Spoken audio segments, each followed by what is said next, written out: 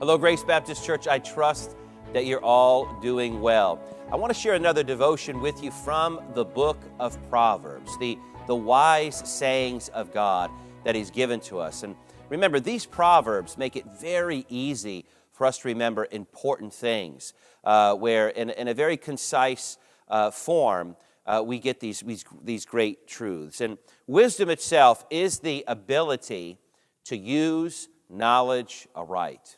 And let's face it, there's a lot of folks out in the world who they're very intelligent. Their IQ can be really high, but they lack wisdom. That is, they know a lot of things, or at least they have the ability to know a lot of things, but they don't know what to do with it.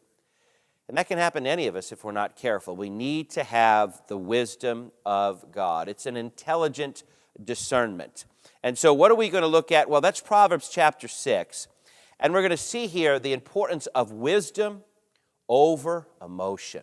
Wisdom over emotion. Now, emotion is good. It's a part of being a human, but we cannot be controlled and driven by our emotion. We're seeing that a lot in our world today.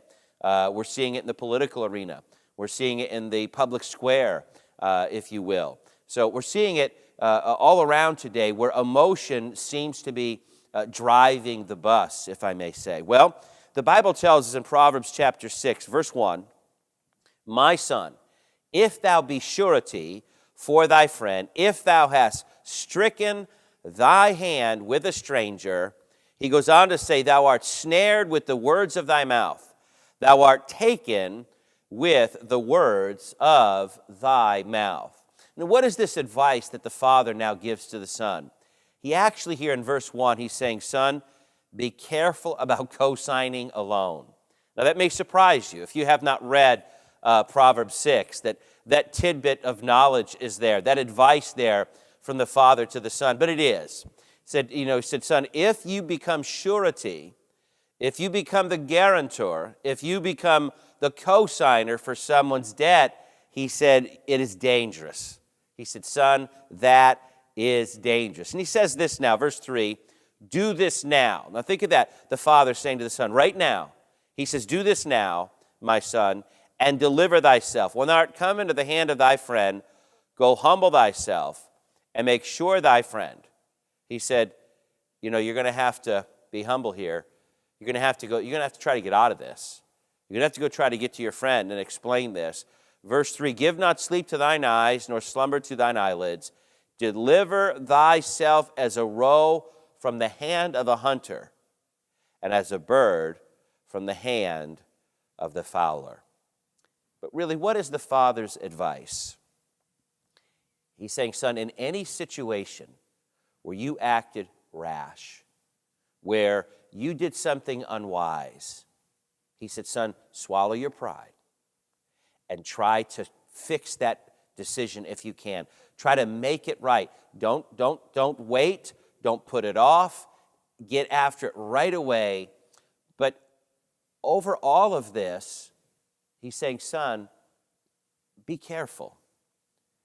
Wisdom over emotion. Don't do these things impulsively. And he goes on to express to his son wisdom with our time. Now, each of us, we only have so much time. Every one of you who take the time to watch this, listen to it, you're taking your time. You're taking part of your life to do so. Again, we only have so much. And the Bible says we need to have wisdom with our time. Verse 6, go to the ant, thou sluggard, consider her ways and be wise, which having no guide, overseer, or ruler, provideth her meat in the summer and gathereth her food in the harvest. So what is this father's advice? What is God's advice to you today? What is God's advice to me? Nature's example. And that is really an interesting thing when you think about it.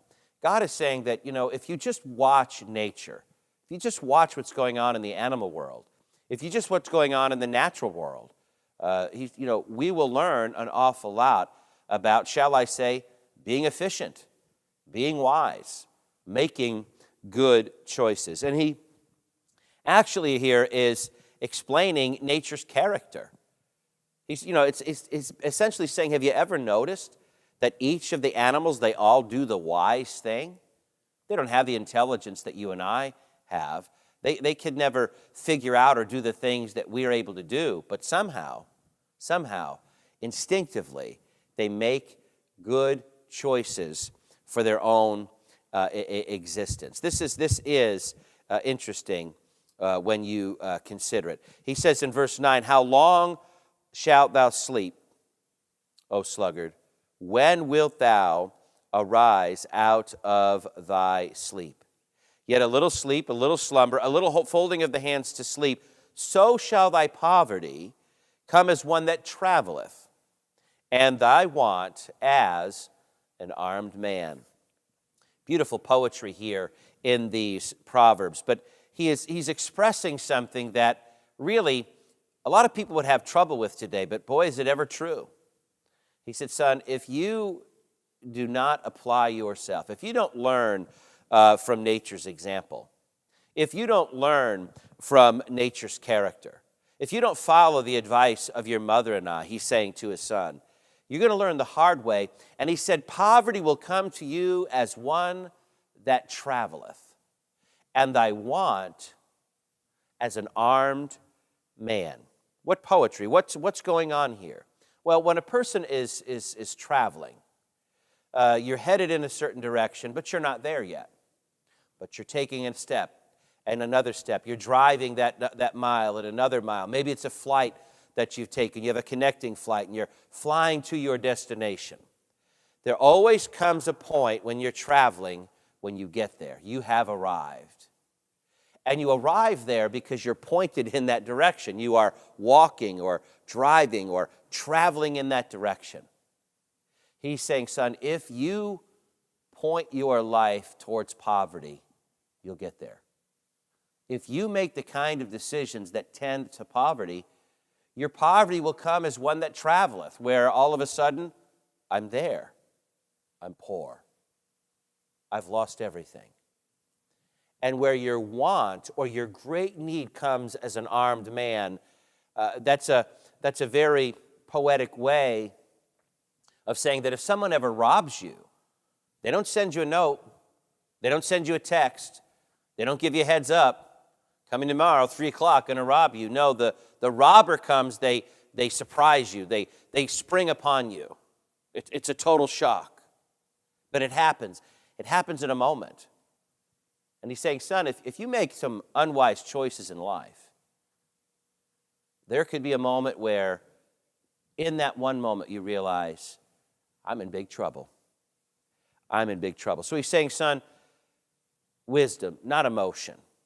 He's not telling his son not to express emotion or have feeling.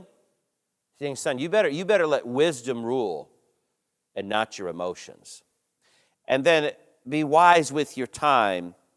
And then last, he says, son, be wise with your conduct, the way you act. Son, the way you carry yourself. He says this, a naughty person, a wicked man, walketh with a froward mouth. He winketh with the eyes. He speaketh with his face. He teacheth with his fingers. Frowardness is in his heart. He deviseth mischief continually. He soweth discord. And what he is talking about here with his son is this wisdom and conduct. He said, son, watch your mouth. Be careful with your words. Be careful with your manners. Be careful how you carry yourself. And certainly be careful with your overall conduct. He says, son, this is the wisdom of God. Thank you, and God bless you.